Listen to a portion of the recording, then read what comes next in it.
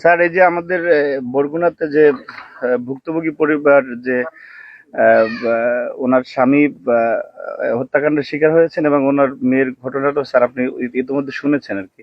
তো উনি এখানে আছেন এবং স্থানীয় জনসাধারণ ওনারা আছেন। তো উনি একটু আপনাকে সালাম দিতে চাচ্ছেন স্যার। হ্যালো হ্যালো হ্যালো বোন, আপনি কি রানী দাস বলছেন? হ্যাঁ বোন, আমি তারিক বলছিলাম আমি লন্ডন থেকে।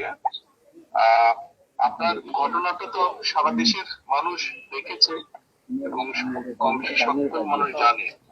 আমি আপনার সাথে কথা বলতে চাইলাম শুধু এতটুকু বলার জন্য যে আপনারা এই বাংলাদেশের মানুষ এবং আপনাদের সাথে যে অন্যায় হয়েছে বা আপনাদের প্রতি যে অন্যায় হয়েছে, আমাদের দল আপনার পরিবারের পাশে, আপনার পাশে থাকবে। যতটুকু সম্ভব আপনারা যাতে ন্যায় বিচার পান, আমরা সেই সর্বোচ্চ চেষ্টা করব। এই মুহূর্তে বোন এতটুকুই বলার জন্য আমি আপনার সাথে কথা বলতে চাইলাম। আপনাদের যদি আর কোন রকমের সহযোগিতা প্রয়োজন হয়, আমাদের এখানে যে আমান গিয়েছে, আমাদের ছাত্র দলের সাংগঠনিক সম্পাদক, ও আপনারই এলাকার সন্তান। আপনি যদি ওকে বলেন আপনাদের কোনো কি সহযোগিতা প্রয়োজন, আমরা চেষ্টা করব যতটুকু পারি আমাদের অবস্থান থেকে আপনার পাশে দাঁড়ানোর জন্য। আপনি আপনি আপনি ভয় পাবেন না, দেশের মানুষ আপনার পাশে আছে, বিএনপি আপনার পাশে আছে, ভয় পাবেন না আপনি। তাই আমার স্বামী তো, আমার মেয়ের ধর্ষণের বিচার চাইতে যাই আমার স্বামী তো মার্ডার হয়ে গেছে। আমার এই 3টে সন্তান নিয়ে আমি কি করবো? আমার তো কোনো নিরাপত্তা নেই।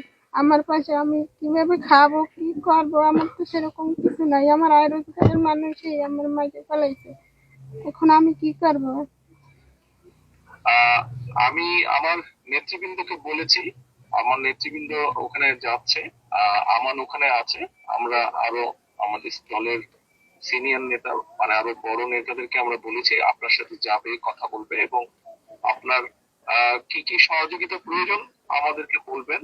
কতটুকু পারবো জানি না, তবে আমরা অবশ্যই চেষ্টা করব আপনার পাশে দাঁড়াতে এবং আপনি যাতে আপনার প্রতি যাতে আইনের শাসন আপনি পান, যাতে আপনি ন্যায় বিচার পান, সেজন্য আমাদের দলের যারা উকিল আছেন, লয়ার আছেন যারা, তাদেরকে আমরা সেইভাবেই নির্দেশনা দেব যাতে আইনগতভাবে আপনাকে সহযোগিতা করে।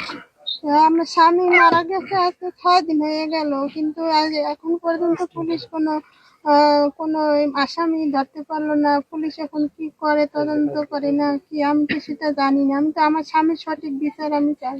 আর আমি এই 3টা ছেলে পোলাপান নিয়ে আমি কি খাবো? আপনারা আমার পাশে থাকবেন। আমার তো কোনো পরিবর্তন নেই, আমার কোনো কিছু নাই, আমি কি করব?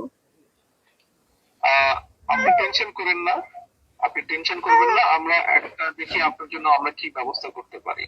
আপনি বাচ্চাদেরকে নিয়ে যে টেনশনে আছেন, ইনশাল্লাহ আমরা একটা ব্যবস্থা নিশ্চয়ই করব আপনার জন্য, টেনশন করেন না আপনি। আমাদের যেই ছাত্র নেতাটা গিয়েছে আমার, আপনি ওর সাথে কথা বলেন, ও আছে ওখানে, ও থাকবে ওখানে আপনাকে। এবং এর বাইরেও আমি আমার অন্য নেতাদেরকেও বলেছি, তারাও আপনার সাথে যাবে, কথা বলবে। আপনার সহযোগিতার প্রয়োজন আমাদেরকে বলেন, আমরা চেষ্টা করছি কতটুকু পারি আমরা করতে।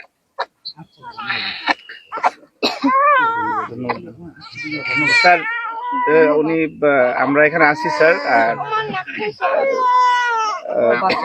জি স্যার, জি আপনাকে সবাই ধন্যবাদ জানিয়েছেন। ধন্যবাদ মানব।